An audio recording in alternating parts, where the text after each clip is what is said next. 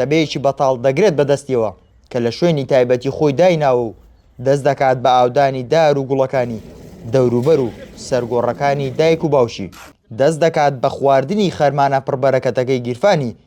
هەمووانیش دەزانن لە هەر کاتێکی ڕۆژەکە دابێت پشتیوان دەگاتە لای گۆڕی دایکی، بۆیە هەر لە نزیکەوە خواردنی تریشی بۆ دادەنێن.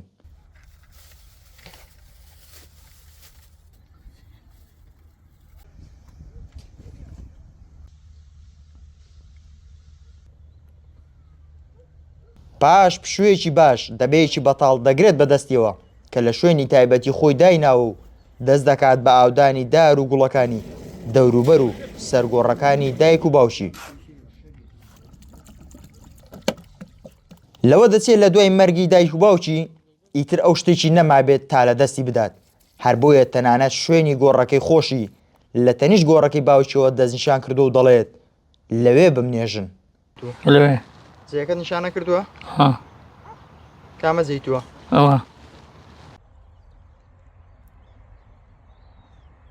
ئەگەرچی پشتیوان بارودۆخی دەرونی وەها شڵەژاوە ناتوانێت هەموو کەس و هەموو شوێنێک بناسێتەوە، بەڵام بۆ ماوەی 15 ساڵە هەموو ڕۆژێک ئەما شوێنی دیداری پشتیوان و گۆڕەکەی دایکێتی.